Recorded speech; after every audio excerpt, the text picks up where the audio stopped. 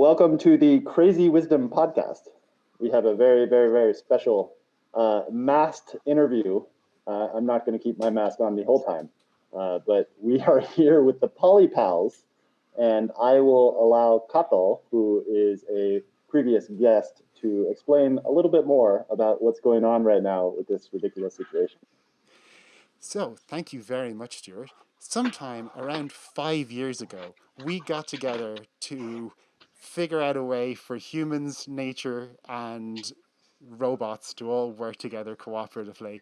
It's been a long, long journey getting our costumes together, getting our roles, getting the technology kind of working and patented. Some of it's in proof of concept, some of it's pretty good, ready for development and deployment.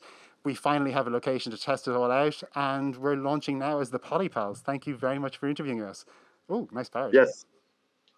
So what is the technology you guys are working on, and why is it important?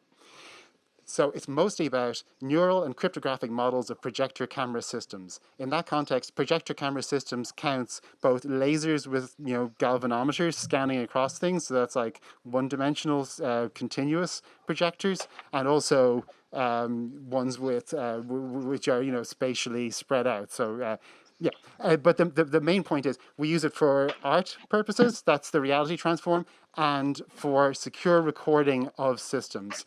So one of the main applications of the patent is to use reality as a provably unclonable function, or as a provable so that by creating a cryptographic feedback loop inside physical reality, and then verifying that the feature set of that cryptographic feedback loop inside physical reality resembles those closely enough of previously recorded ones, we can verify the recordings are real. Okay, great. Now I'll do a little roulette as to who I want to hear from first. Meta, what is your role? My role is as an advisor, I believe, to the gang. So I'm one of many. I'm like a one-man intelligence agency where there's many, many clones of me dotted around the world in different jobs, different police services, offices, just everywhere. There's loads of me's. And the idea is that... can everyone still hear me? We're all still on? Absolutely. You're good. Second. The idea is that if Zoll ever needs access to somewhere or some help with bureaucratic problems, he can turn to me, and I sort things out for them. You're letting people in on an awful lot of our secrets, Meta. Well, okay, but that's assuming there's not any more secrets. And Moad, can you give me how you came up with your, well, actually, there's an open question to anybody here. What is the origination of each of your costumes? Well, if we want to start with my good self, I suppose Moad as an identity we've coined is a nomad, but not a nomad in the traveling sense, but a GNOMAD. So I'm part gnome, part nomad. And how I came across the PolyPals is that I'm currently, my character and me are on a journey as journey persons to try find the most chaotic solution out there. So to give you a bit of an insight, have you ever found yourself looking to, I don't know, that there's a sofa in your home and you sit on it and the leg breaks and you're thinking to yourself, gosh, if only I had a cylindrical item that is maybe 5 inches high and maybe 2 inches to 3 inches in diameter. And then suddenly you think, perfect. You go grab a tin of beans and you fix your chair leg. I'm obsessed with trying to find chaotic solutions to fix problems that fix them holistically and like artfully. So that's my shtick. And then with respect to the costume, I've always had an affinity for these colors, this color scheme. It's reflected in my outfit, my choice of tooling that I use to help fix problems. Because sometimes when you find something in nature, it's not wholly ready, but it's almost there. So a small bit of a tinkering, a small bit of modification, and then something we've coined as well for my characters that I'm not necessarily the character that has the solution for everything, but I'm always carrying something that with a little bit of work will make things just work just right. So to clarify further, if I may jump in occasionally as the person course. with the background. So Moad's rule, the Nomad's role, is generally in manufacturing and 3D printing. So he likes to tinker a lot. He grabs things, he picks them up, he puts them in his bag. He's always doing sketches. He has his computer, he has his scanner. So he's always ready to make one thing fit into another in a manner that was not previously anticipated. And the reason that he has an interest in the PolyPals is because the truth beam can be used to record real world situations and to derive a manifold of the nature of these situations, from which he hopes to find his kind of perfect 10 solution eventually. Yeah. My journey piece, if you will, that I'm like the example I gave you maybe of the tin of beans fixing the sofa was what we would call a 6 on the scale. I'm looking for my 10 to bring back home to my people to show them that I'm ready to be a fully fledged nomad. Very nice. Thank you. There's a lot there. I love the 3D printing and the edge cases. The biggest thing I've learned recently when it comes to reality and trying to build solutions, not necessarily to problems, but solutions that can help us do things, is that edge cases are everywhere. And that as soon as you think you know what's going on, whether a solution will actually work, that's exactly when reality will appear with some sort of thing that you had never thought of before. So there's a lot there that we can go into both technically and philosophically, but I'm very curious as to all the other roles as well. Terminus Actual, what's your deal? My role is predominantly drone works and operating. I provide Overwatch for the team and scouting. My role within the team, from a more philosophical level, I guess, is the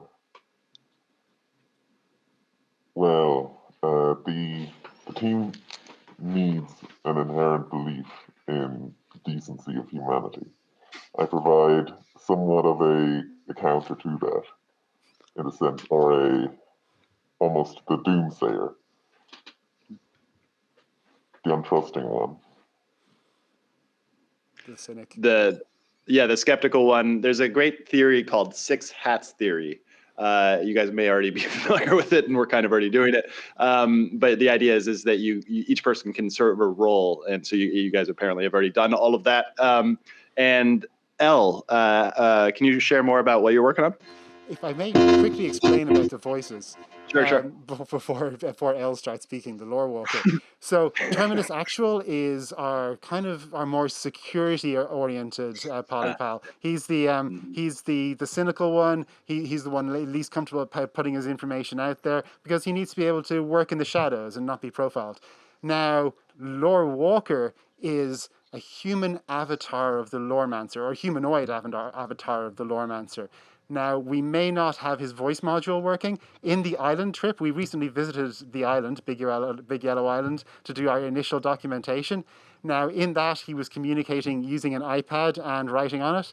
We're trying to see if we can boot up a voice module for him. If it doesn't work, he might just have to come in and out real quick for a few words. Over to you, Lorewalker. Your realm is blue and green. I shall integrate. Completely incomprehensible, I'm afraid. I heard integrate. I heard integrate. I heard that too. I heard that too. Either that or he's talking about integrals and maths. I'm not sure. He's very cryptic. Okay, so I now have a better sense of what's going on. And if anybody is curious about the backdrop to this conversation, I would suggest listening to a podcast that I published a week ago with Kathal that goes into the background. We've actually done 2 so far. It's one of the most interesting things that I've come across.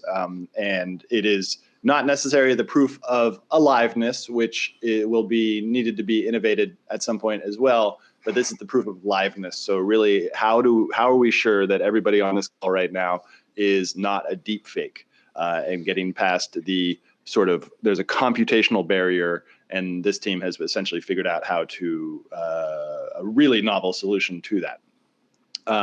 Now, I always love going into the philosophical stuff because we're getting into really trippy territory.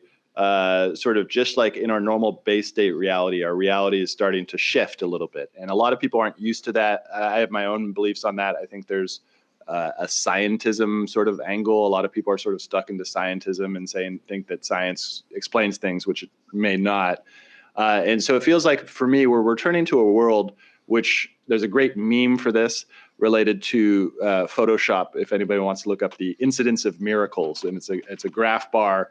And then all of a sudden, once the camera was invented, then it just drops off. And then as soon as Photoshop is invented, it goes back up. And AI is just like that. Not only AI, we have a whole bunch of other transformational technologies. And I guess that's a good question we can start with to anybody who wants to grab it. What are the other technologies besides AI that you're seeing that are coming down the pipeline that are also going to essentially need some reworking from our epistemological and our technological brains? I don't always want to be the one to jump in, but anyone, Meta or Moad, might have some opinions. We'll let you start, and then we'll feed into it, if that's okay. Absolutely. Computation. Would you say that again, Lorewalker, and we'll try to translate?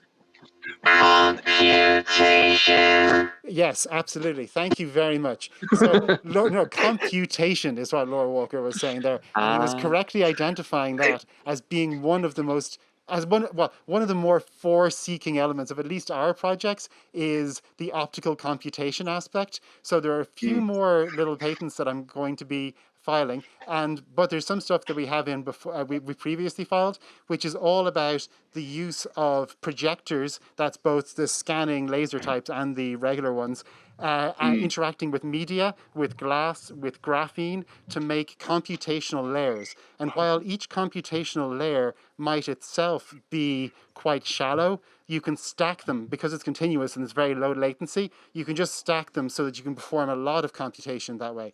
Now, so far, I've really only looked into this for security, but I've really only done experiments for security. But it has at least the potential for inference that's really, really low latency. So that could change things a lot too. If you have local analog AI, which is no longer digital. So thank you, Lorewalker. Yeah, I think analog AI at least has the potential to be very interesting because let's say you're running the data set through it. It's no longer an abstract set of equations that are interacting purely with a abstract set of notations which represent, say, music, but are not music. Instead, once it goes through the physical analog layer of reality, in a sense now the AI is actually experiencing music in its own unique way, which I think adds a little bit more legitimacy to anything that it composes in the future because it's doing it like a human. So what do you mean by analog AI? So that's what I'm talking about with the optical computing. Now, this is another set of experiments. Again, I have no idea whether these ones will actually scale. So the main stuff we're doing that we're bringing to the public is the truth beam and the reality transform. I know both of those work because I've tested them both just in my lab a lot over the last couple of years. So I'm happy with those. The optical computing stuff is at the stage where I could just be fooling myself because it's very possible in machine learning and cryptography. Everyone can make a code so difficult they can't break it, is the saying. Interesting. Yeah. Meta or Moad, do you guys have anything to add there? I know Meta does. So Meta, would you tell us a little bit about Alchemy and some of the ways that might integrate with this in the future? Okay. Alchemy is a piece of software I'm writing on my own, kind of outside of the PolyPals universe. And it's a virtual studio which kind of it's for music making and robotic control as well as robotic inputs and stuff. The kind of the initial thrust, the kind of what's it called? The basic valuation is like to be theater control for like music shows or light shows and whatever. So the music can directly control the lighting equipment, and then you can have things perfectly in time. Oh, cool. Which is something I thought would be pretty cool. I don't know if you've ever heard of Music. It's like a music album that came out maybe 15 years ago. It's like it is music-driven computer animation, and so this is sort of a bridge to do that for real, just not in the computer, like in an actual theater For realsies. for realsies. It, And so, sorry, go on. I was going to say it contrasts very nicely with my stuff because my stuff's all very messy. It's all neural networks. Once you get away from the hardware, it's effectively all continuous and sort of unpredictable. Meta is the exact opposite. His code is all like super precise, tidy. I'm rather old-fashioned. I'm not. I've not touched AI or crypto or anything. This is all just systems programming and like very procedural, pedantic sort of code and stuff. I'm more into optimization and that kind of thing. So in what, if it's not a security risk, what are you talking about? Like what coding language is it? C? it's Rust. I do everything in Rust, Got it. which is Okay. basically C. That distinction between Rust and C, they built Rust so that they could do what? I think the idea behind Rust was that they wanted a language on the same level as C, low down, but to benefit from all the kind of cool package management and error handling of like more modern languages. So there's a package manager, which C doesn't have. There's no central repository with C. If you write errors, the compiler is very verbose in pointing exactly to where it thinks the problem is. And there's also lots and lots and lots of error handling and edge case handling. It's very safe in that sense. Where in C you can kind of like almost immediately mess up your program. Rust is very kind of like, okay, think about this. Hang on, slow down. I like cool. that. I enjoyed that. So if you were to give me one sort of task to do in order for me to get AI to generate something in Rust that would help me understand where to put it in my future vibe coding experiments, what would you suggest? You're asking me for like a project that you would get the AI to... Yeah. Tiny step. To clarify for Meta, so I didn't really understand this before I spoke with Stuart one time. So Stuart vibe codes, which means he literally just asks an AI to generate code for him, dumps it there, and then uses the command line. Like there's no editing. I get vibe coding. I've just never done it. So I'm kind of like whenever I've tried to ask AI to generate snippets of Rust code for me, it's immediately wrong. Like it won't compile. Okay, interesting. Because Rust is so precise, like you can't have even the one tiny mistake, the whole program's gone. But is Rust, is the output from these large language models robust enough that you could use if you have an insight as to what Rust is and how it works, that you could trick it around to make it work? As in, so like if the output from the large language model onto you, Meta, is different to what Stuart would get, as in like the output from it and the You mean like the output overall of our combined efforts? Yeah. Maybe. Again, I've not used it AI much, so I can't really tell you any real facts here, but it's a lot of work for Rust. With Python, it's designed so that you can just read it, prototype it real fast, just jump stuff around, do whatever you want. Yeah. Like that's the way it's designed for. But with Rust, it's designed for you to think it through, like Meta does. And the AIs are actually really bad at that. Like Rust is more like when you know what you're doing, then you write it down in Rust, and it's like high speed and easy to optimize by the machine after that. Yeah, I was trying to use it for Blake 3 for the truth beam. I was trying to write an optimized truth beam in GPU and like using CUDA and Rust. But like, it was too much work and the AI couldn't really help me. So I had the same experience. Moad, on the other hand, is going to be doing a lot of the hardware. So there maybe is a little bit of an Alchemy demo, hopefully coming up in the future. And that's going to involve a lot of hardware. So when we're going to be figuring that out, we're going to be leaning on Moad. Moad, would you tell us a couple of the things that you might be doing? Not for the specifics, but just what are some tools you have, your things you like to do? Yeah, so in the Moad Mind Shack, the Moad workshop, we'll be working with Meta. Meta has been working on an Arduino plugin that'll allow his software solution to output to an Arduino or other similar microcontrollers. And then from there, I'll be able to take over, build a couple of the circuits that allow to interface with currently existing industrial equipment that I have access to. Of course, we have to spend a little bit of time doing the communications between the Arduino and the industrial software, or the industrial hardware the lights that are on gimbals, etc. But certainly it's an exciting avenue we have for the Alchemy Arduino Tell the project. audience just a little bit about your lab so they know what kind of, because it's a mystical place. Oh, where to start? Someone recently asked me what tools do I have in my workshop, and I said it's easier probably to tell you what tools I don't have. So I'm a bit of a jack of all trades. If I was to rotate the camera a little bit to the right, you'll see two newly acquired industrial sewing machines. One of which is running, one of which is not so running, but that's a-okay. To the rear of the cameras here are several 3D printers, and then underneath us is the heart of the lab, where we have milling machine, we have lathe, we have magnetic drills. Really, for the nomads, we're collectors. Collectors by nature. We pick up rubbish, we pick up trash. We're firmly in the belief of one man's trash is another man's treasure. Which makes us a bit of what's that phrase? People who compulsively like collect stuff and hold on to hoarders. Hoarder. Yeah, unfortunately, I could be easily labelled a hoarder. Not as much as Grandpa Moad or Papa Moad. Oh, really? But I digress. In some of the other parts of my workshop, then a couple of different engines, and then certainly one of my future innovations is that I want to really, just as a personal project. There's a big focus on automobiles here in where we're living at the moment, and obviously gasoline and diesels are being phased out, but there's some really beautiful old cars and old trucks that are still on the roads that are getting a bad rep. So I'm hoping to innovate in that space and take some of these older classics and turn them into alternatively powered vehicles. I don't know what that looks like yet, but certainly it's a pipe dream for the Moads here to combine old and new to make it into something new and chaotic. So I have a former podcast guest named Aaron Lowry who runs a custom shop for those types of cars. So he might be a good person to talk to for that.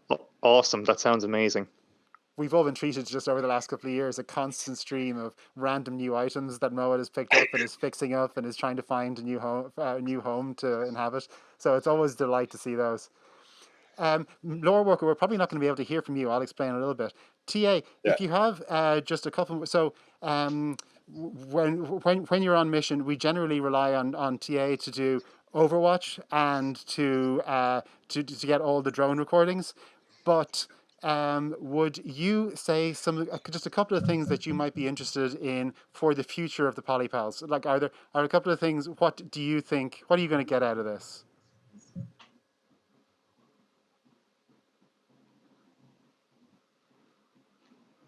Are you frozen? Oh no, TA's No. He's been compromised. What's the social change you hope to bring about in the world?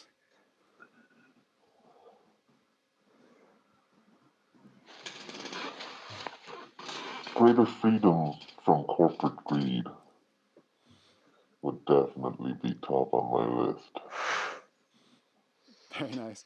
Thank you. It's always hard to come across. So that's the decentralization aspect of is that something you like, the way it can be made for individual stuff and by individuals and lacking the corporate control?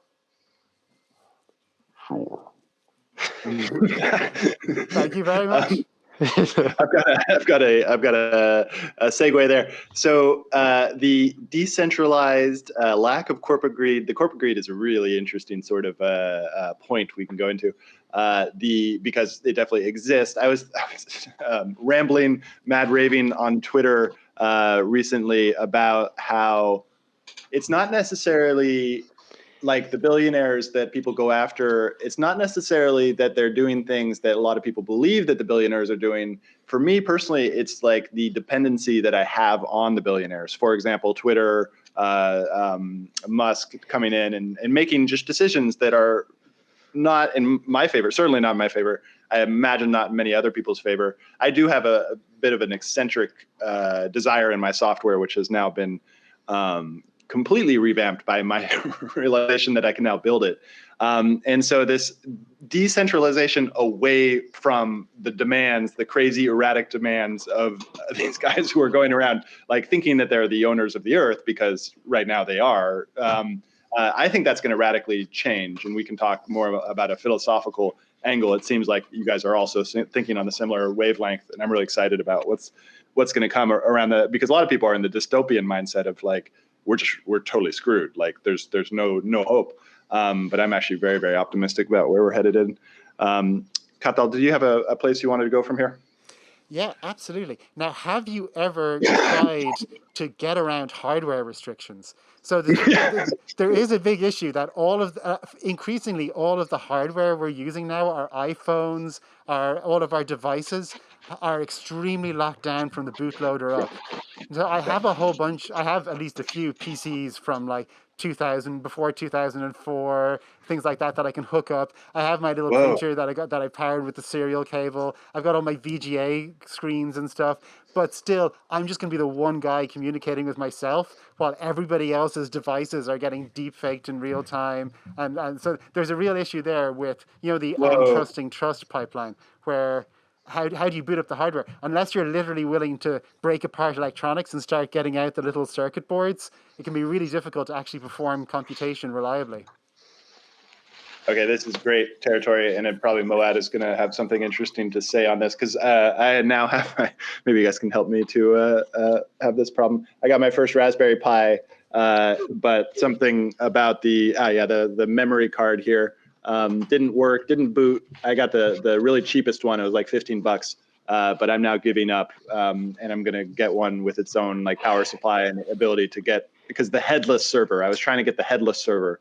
And I think I'm just going to give up on that and go with something that I can plug my monitor and my keyboard into, so that I can actually see the server. Because this is the thing you guys probably get is very new to me, which is that the computer is just a language thing. It's just a language thing that's you can speak to it, whether it's in machine code, whether it's in English, whether it's in all these little magical commands that you guys have all developed. There's another point about the Alchemy that I would love to talk on as well, because I've just been doing a deep dive into when Alchemy stopped. But we can or when the scientists stopped doing Alchemy. It's a really great story that if somebody wants to learn, remind me later. But let's focus on that hardware part. How do I build what Katal just talked about in terms of complete ownership of the whole thing, including the phone. Like the phone seems like it's the biggest problem, that it's just so hard to build a phone. What's going on there? I think the problem with building your own phone is that a phone is built upon like 60 years worth of technological development by thousands of men and women over decades and decades in different countries, and you just one person. You're not going to be able to recreate all of this endless amounts of software developed and hardware developed for so long. So at some point you just have to agree, if you want to connect with this thing, you're going to have to buy the ticket for their hardware, because I mean, you could do it on your own, right? But then you'd just be not talking to nobody for the next 20 years because you have no way to do any of this. Just back to two-way radio. Well, no, as long as I you're would just go outside, I suppose, and just try to find somebody. Smoke signals. As long as you're using an open protocol, and you have a multiplicity of hardware which of people who are not collaborating, then to some degree you can at least cross-check the open protocol on the different people's hardware, and it's hard for them to collaborate, especially if you can introduce hand checks. So with cryptography, there's a lot of reductions of the space of computation to the degree that you can at least theoretically verify root hashes with like little computers that you actually build from circuits and stuff like that. So that part is actually at least a little bit achievable, but there's always, whenever you're trying to interact with other people, kind of an issue of scale. So if you can get other people who are willing to send text messages and extremely small amounts of bytes that you can manage to process at that scale, that's grand. But now we're all streaming video. It's like high good audio. There's no way you can there's no way you can keep up. And that's computational. That's a computational barrier. Yeah, and that's really difficult, because that like Meta was saying is just like 60 years worth of millions of people worth of work. What is an open protocol?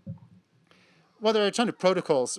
For instance, The matrix protocol that we were using to chat is a federated chat protocol, and it's published. They have requests for comment. They develop new versions every so often and release them, and it's nice and efficient. I believe some militaries may use forks of it. It's pretty secure, and that's handy enough that if you had a few devices in the matrix that are checking the cryptography. So I have a few computers there's like 32-bit processors and stuff made back before. I think a lot of this stuff really started getting crazy. Around 2004, 2005 is when you really start to see. So I have just some like old computers that I've kept from before that I'm sure they have some kind of shenanigans, but it feels a little bit more like you can trust their outputs. So you can use them at least within the network to do kind of checks on what's happening. Because with cryptography, if you find even a single example of a forged certificate or of something going seriously wrong, then that's a good indicator that there's something wrong with the whole system. So, if I may, I don't know if it. you exactly answered the question that was asked, because you asked what an open protocol is, but are you aware of what a protocol is? Go on. No. Sorry, Meta. Like you can imagine we were talking by radio wave, or we're talking in person somehow, right? And that's like very basic. It'd be the metaphor is like, because a wire can only send ones and zeros. How do I talk English to you? And then the way we work it out is like, okay, well, first I'm going to say hello, and then you're going to say hello back. And that's like, okay, we've greeted each other. And then if I want to ask you how your day is, I have to say these words to how your day, and then you understand. And then we have this agreement of what the language will be. And at the end, I'll say goodbye. And then when he says goodbye, he's not going to come back, so he's gone. And that's a protocol. We've an agreed way of discussing. And so then what makes it open is in the same way as open source. So that we all can agree this protocol, and we print it out on the web or whatever, and then it's open because either A, we publish it and everyone can use it. It's published here, go ahead and use it, because you could keep it secret to yourself, right? If you just want, if it's for internal purposes, it's not an encryption thing. It's just like why bother, right? Or it's like it's your own thing. Or it could be open for comments. Someone be like, oh, I think when we say goodbye, we should actually say like, see you later. And then like, okay, and everyone agrees. And then that becomes the official protocol in that sense. So that's what open protocols mean.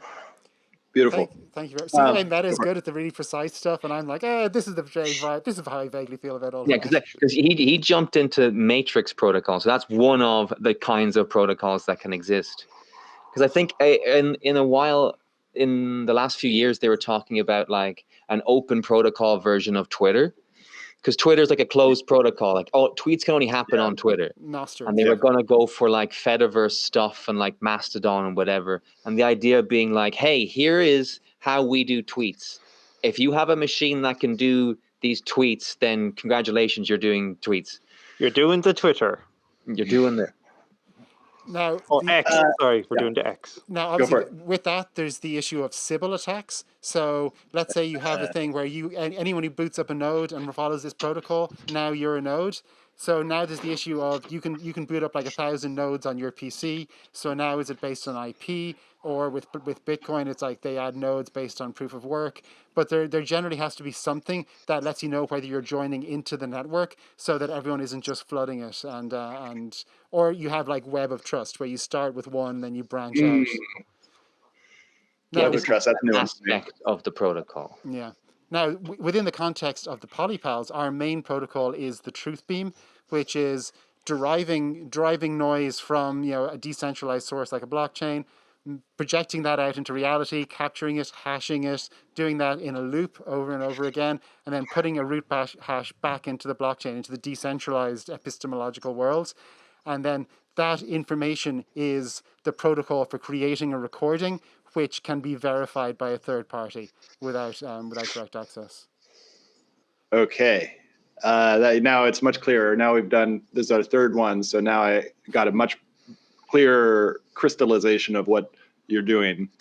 It reminded me of even, I think it's, what is the name? The Rand Corporation put out a paper on the how we're entering into a feudal area, or a neo-feudal, a neo-decentralization. Now, this period that they're referring to is probably from about 300 AD to 1500 AD.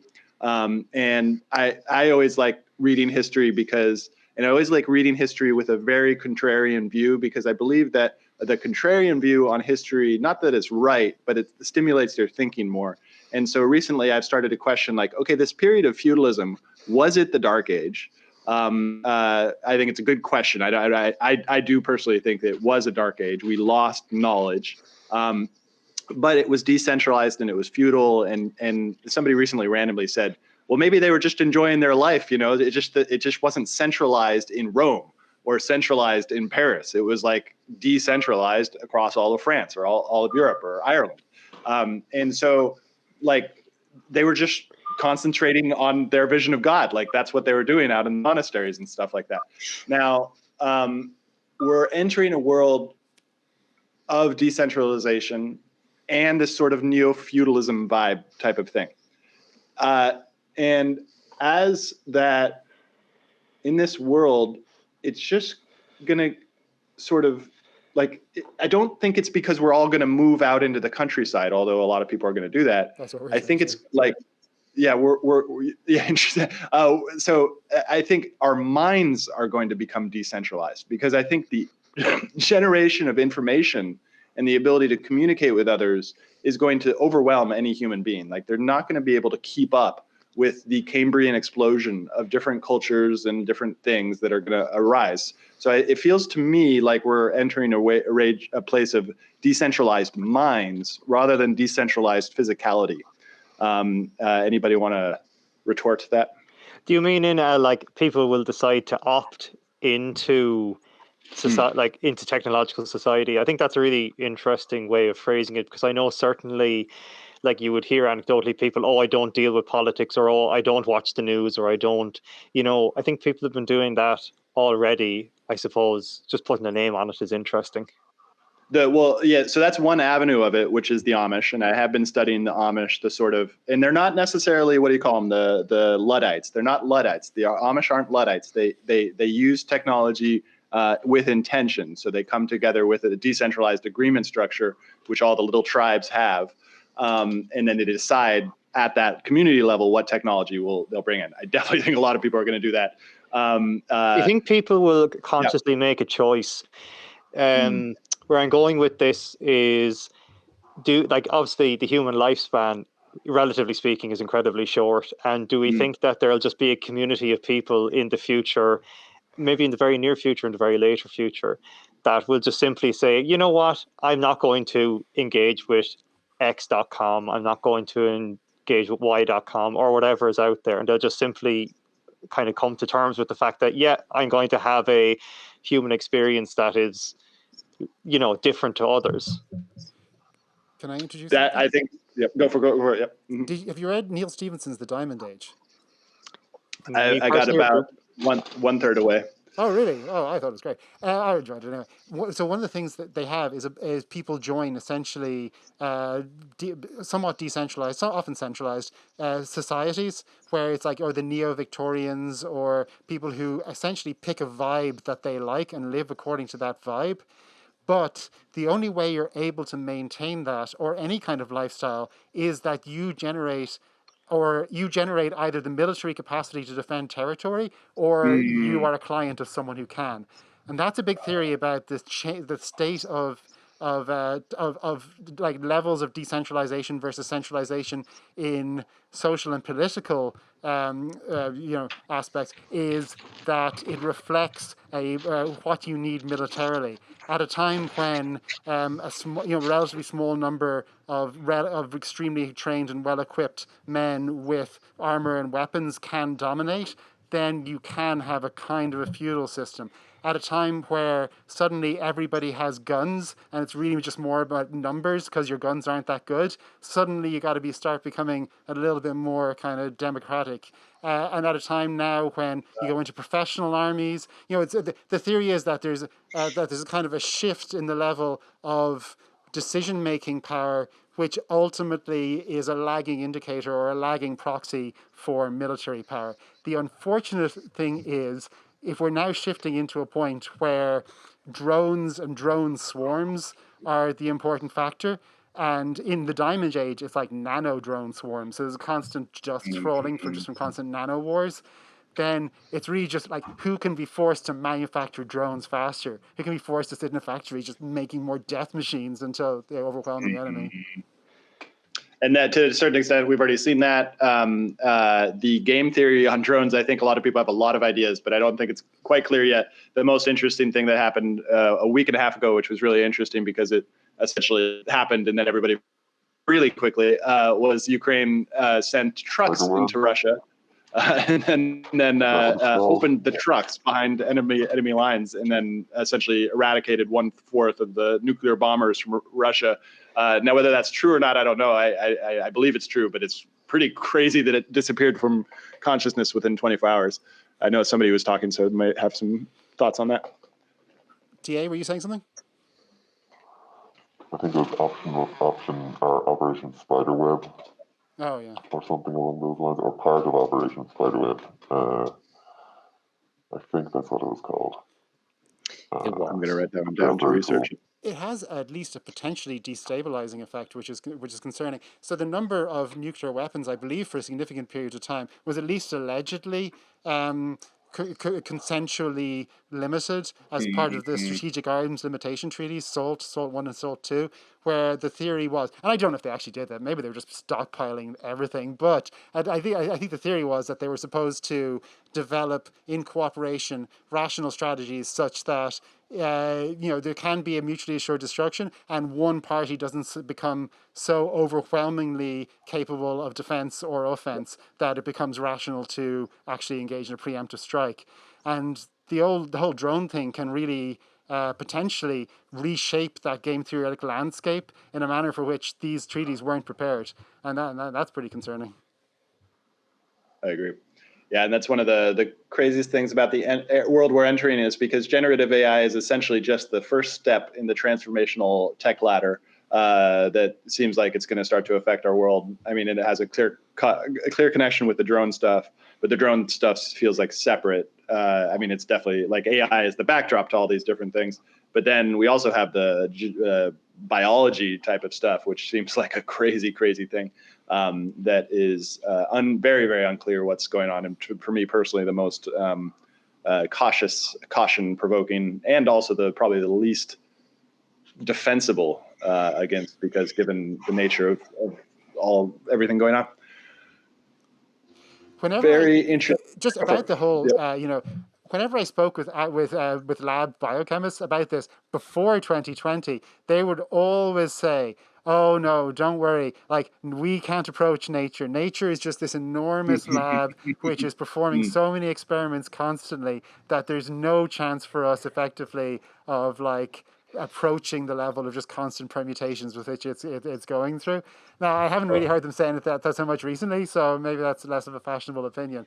But I think the fact that machine learning models could potentially jump through evolutionary pathways or overcome evolutionary dips and valleys in theory, which a microbe can't pass. Like if a microbe is trying to adapt to a particular organism, then it needs to either have a really, really good, fast reproduction or like in some way lower the immune response or something. It has to kind of work with the system, but at least there's a potential for machine learning to extrapolate beyond what is evolutionarily stable and thereby produce something which I think at least is more dangerous than would happen naturally.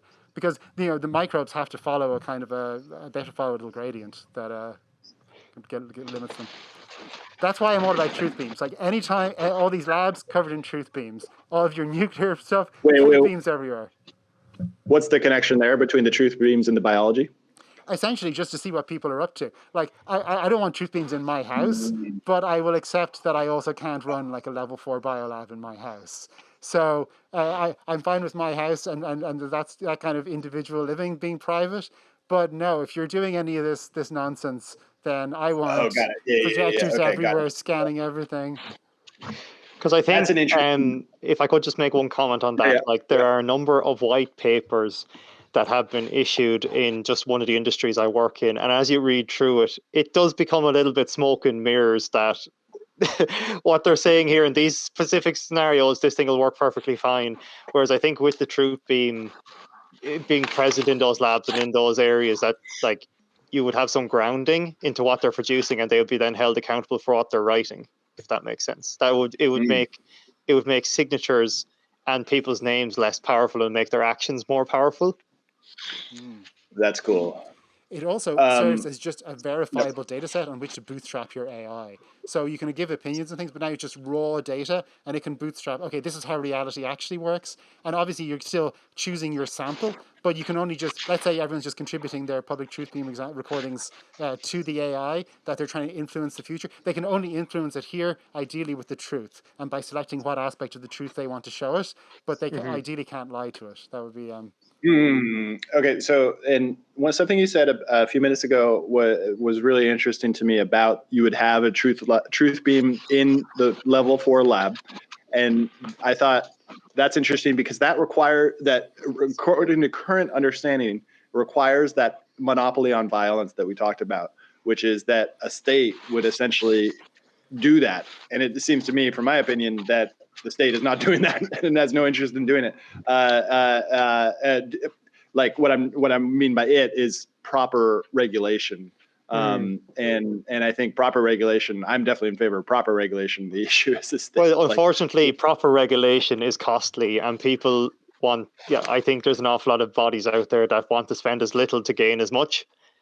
So I think trying to enforce regulation by using these is just I don't think a lot of governments or any kind of other governing bodies would opt into it unless their hands are truly forced. But what is that force to truly force them? And this regulation thing is so interesting because now it hit home with Coinbase, because Coinbase is one of the most highly regulated know your customer businesses, and they essentially leaked my data and leaked everyone else's data, so that now they've got a target on the back of everybody who didn't know your customer data. Like it's just like nobody could have suspected that as the know your customer kind of makes sense. I'm probably mostly against it. And now it's a threat vector. Like regulation is actual threat vector. Like that's insane. May I suggest? So one of the things, our approach for this is decentralized ID and decentralized consensus. So let's say we each have our own truth beam. It's on your desk. You authenticate that. You use it to bless, a key. This is all just in the digital stuff. This is the easy version. We've also talked about the crazy analog stuff. Ignore that for now. But everybody has their digital ID, which is decentralized, which you control, which you can make a new one of any time you want. You can make as many as you want. You can control them because it's all private keys. You can do stuff like have hidden ones, nested IDs. It's totally up to you, but it's provable, and we can establish networks. So you can have this network of people with whom you've authenticated. Now, once you've done that, you can start using that to contribute information to the not raw truth beam information, but qualitative information which you're putting out by talking to an AI, by producing text, that kind of thing. And you can also do it in a manner that's somewhat blinded. Like you can put out your information and opinions and guide the training of this AI, of this LLM, of this language model, without necessarily explicitly projecting your text into like public. And I think that has a really good potential for allowing people to coordinate more rationally. So, for instance, if you want to apply pressure to a lab, which is potentially dangerous, to put up truth beams everywhere, that's very, very difficult to do in a minimal force manner. But if you have extremely high levels of coordination and mapping of the opinion, and can produce not simple voting like, oh, vote on this, vote on that. Instead, just everybody forms their opinions, and then an AI generates a manifold over that, and then interactively generates new suggestions, and then people can reinforce those. I think that has the potential. So now you can use, shopping decisions, economic decisions, social feedback to change behavior. Yeah, interesting. Okay, so we got about 7 minutes left. I would love to go into more in the 3D printing and the hardware, because I think we got sidetracked a bit there. the hardware, 3D printing, you're solving these problems. What's the biggest, Moad, what's the biggest thing you've learned recently about solving physical problems with these new transformative technologies that are like 3D printing, and you mentioned lathe? Like, what's going on there? So the one thing about 3D printing or any kind of home innovation is how readily accessible these like things that were science.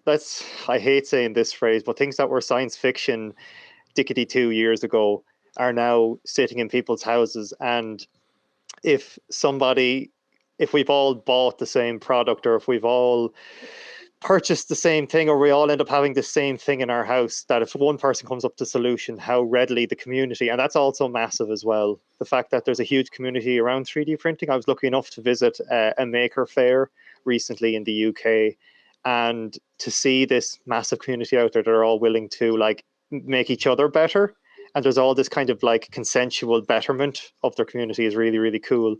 And then also with 3D printing, how, like, of course, a solution that's printed on my super duper high end printer may not work on someone who's just trying to get into it. So I think people need to be very conscious when they're publishing a solution that it should fit.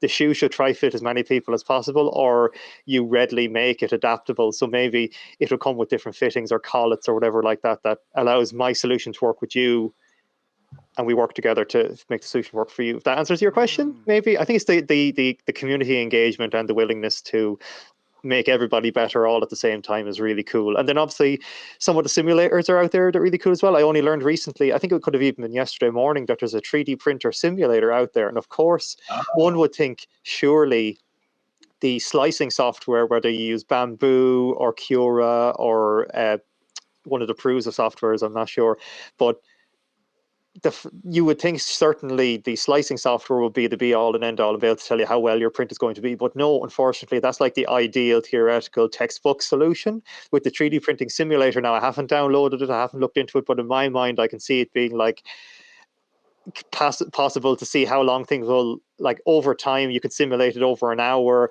Is your printer, as defined by its parameters, the environment that it's in, like what's going to happen? And potentially that will help people reduce the amount of failures as well. That, like, because obviously 3D printing has an investment cost of a piece of a spool, or for using granules, that the cost invested in 3D printing. And it's something that Quahal brought up recently, is that he would love to get into 3D printing, and I did incentivize him to buy one, and he uses one, but the recyclability of a spent part is quite difficult in the home still. So that's something I'm looking forward to as well, that an add-on to your 3D printer in the future will be a recycling unit as well. Oh, cool. Yeah, I'd love closed loops so that you could iterate, so that you can just print something, test it, and then just grind it up and put it back in again. And I'd love that, but no. And thankfully with 3D printing, that is because you're not necessarily changing much of the composition of what you're producing on the print bed. Like if you think of ceramics, once you invest in the heating and the, once you take it from, I wish my insight was better here, but like there's an energy investment to change it from one clay structure into a ceramic structure. And once you've done that, you cannot readily recover that once you've invested into it. Whereas with 3D printing, it's so much faster to be able to recycle that and get it back into a closed loop system. And what about materials? Is that the recycling? Is that just the specific plastic that's used by 3D printing? Because I know in space companies, they're starting to now do metal 3D printing. Do you have a metal 3D printer in your home? No, but what I do instead is that I do investment casting. So I 3D print something, and then I invest that print, because it's a plastic and it has a way lower melting point, and in fact it has a flash point kind of. So you can invest it. Say that again. To do what? You investment cast to do what? Yeah, so like I'm going to try pick a really simple example, like a belt buckle, that I invest the belt buckle into making the form. Obviously, when you're doing a simple shape, you can just simply use it to make the mold, take it out, and then pour in your aluminium or your lead or whatever like that. Whereas if you have a really complex shape, you can you could seal it within your casting media, your green sand or whatever it is, and then put that into a forge or into a furnace, heat it up over time, allow all of the residual 3D print to melt out. It's what they use for like casting rings and stuff like that. But then you just pour your metal in on top, and then you have this perfectly really complex solution. It's really cool. But then what's cool about that is while you've invested the 3D print plastic in that, like, it's very hard to recover it at that point because it's been contaminated, but the aluminium or the lead or whatever you've used to make your thing can be reused if you don't like it. It's like, gosh, it didn't work. Straight back into the furnace, and you can just reuse it if you want. I think that's really cool as well. So you have a furnace in your house? In the workshop, yeah, definitely not in the house. But with the metal 3D printing is really cool that they use powders, and like it's an analog, I guess, if that's the right word, to a resin 3D printer, where they will lay down a layer, they will blitz it with a laser, high temperature, high concentrated laser, and then they'll just get it over and over and over again. So it's like laser welding, I guess, but rather than welding sheet metal to sheet metal, you're welding powder to powder. So the surface finish tends to be quite rough, but then obviously you can post-process it to make it into something that's really, really quite cool. But it is quite, from what I've seen, it is quite porous in its nature. So like in the pharmaceutical industry, it hasn't really taken off just yet on account of the porosity. So they still tend to use virgin materials to an extent when they're making parts. Nice. That's so crazy. We only have a couple of minutes left. Yeah. Could I just say real quick before we go a couple of things that we're going to be doing, and then so we recently visited. We have an island on Loch Ree. It's called Big Yellow Island. We recently visited in costume. We had a little mini adventure. We recorded a bunch of acoustic data. We recorded some video data. We're getting ready to edit that all out now. We're going to start putting it out on Vimeo and stuff, PolyPals. We're going to put it out on Twitter, and that's going to be a lot of fun. Maybe we'll have a behind-the-scenes interview again, or talk about that in the future. It'd be great fun. And before we go, I just wanted to say thank you very much, Stuart, for having us. It's such a pleasure and an honor as always. We really enjoyed ourselves, and sorry that we didn't get the guys' voices worked out perfectly. We will in future. Yeah, that's why we do it. We constant iteration in order until we find perfection. Thank you all for joining, and thank the listeners for listening in. Could we really quickly? It's Twitter. It's Polybotics, POLIEBOTICS. Same thing on GitHub. Same thing mostly everywhere. Anyone else want to throw in something? Metasofia? No, he's good. You can Google him. You know how it works. You can use the search engine. Terminus Actual, very secretive. Moad, everybody's maintaining their secrets. Good stuff. We'll all work it out under PolyPals. You'll see us all again. Thanks. Cheers. Let's go. Thanks, guys.